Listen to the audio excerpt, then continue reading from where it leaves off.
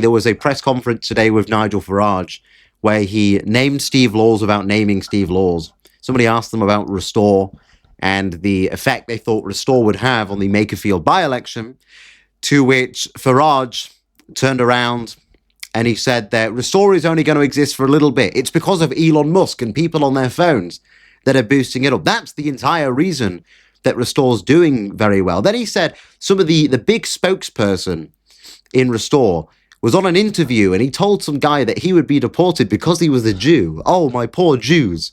Speaking about Steve Laws talking to Andrew Gold, but obviously he's trying to, number one, say that Steve Laws has a bigger position in the party than he does, to deny the effect of Restore because of the absolute hatred that people now have for Reform, especially with Reform's very brown candidates, its migrational stance.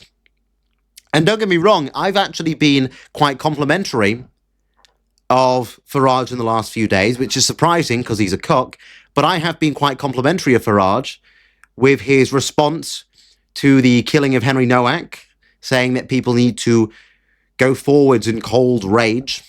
I was like, that's a good sentence. That's a good line. The video he did saying that white people need to stand up for themselves and that white lives matter, that was a good statement. I agreed with that. Farage saying that he would sit down at the table with trade union executives. That's a good call. That's what we should be doing. We should be putting the workers forward. So I've been quite complimentary of him. But then, of course, when it comes back to party politics, everybody's a little bit up in arms about it. No one can quite understand the groundwork that's going into it. I know that I endorsed Robert Kenyon the other day and everybody kind of raised an eyebrow at that. And look, my response and my reasoning for that remains the same. My reasoning for that is the fact that Restore's candidate is dumb. She is retarded. You do have a woman in politics. That's what happened. But she is not energetic. She's not captivating. She goes around saying she's not racist. We're not here for that. That's not what I'm here for. On the other hand, you've got people like Robert Kenyon that are talking about what a native European is. He's saying the native European should have the ability to travel around. He knows what a native Brit is. He's quite openly admitted that he's a sexist and that women shouldn't drive. He's one of the boys. I've never been able to deny that. He's one of the boys. So I did endorse Robert about that. And I know he's lost the female vote. And I know I watched the question time. And I know that a lot of the women in the audience weren't very happy. But women are never happy anyway. So if you've lost the female vote, you're doing something right. That's just true. If you've lost the female vote, you are doing something right. You've benefited something if the women are mad at you. So I did endorse Robert because, frankly, I think he's a better candidate.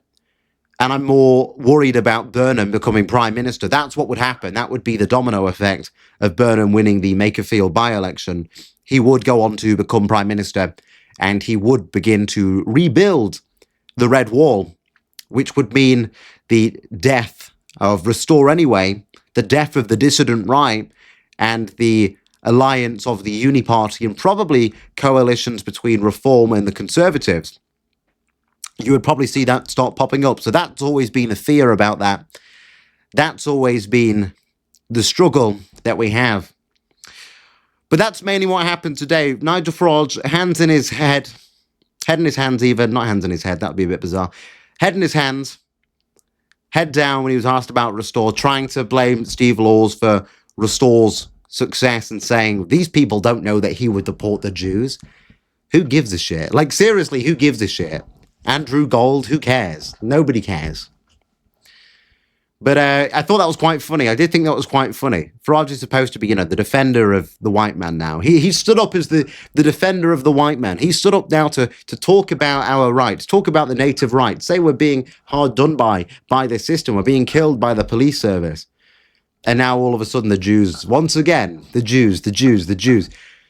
You can't really be surprised with Reform Jewish Alliance headed by Jason Perlman and Nigel being handled by a guy called Dr. Alan Mendoza. You really can't be surprised when it always reverts back to the Jews. It's the Jews. We need to look after the Jews.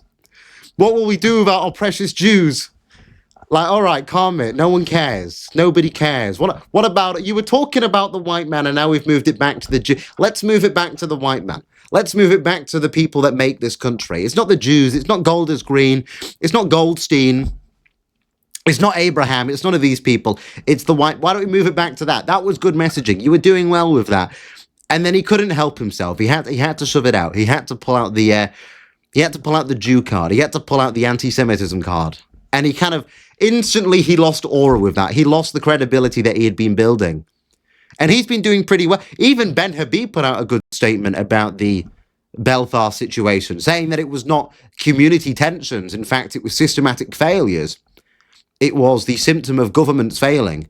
That was good. I thought that, I was like, how is this half Pakistani man being based right now? That was a good statement.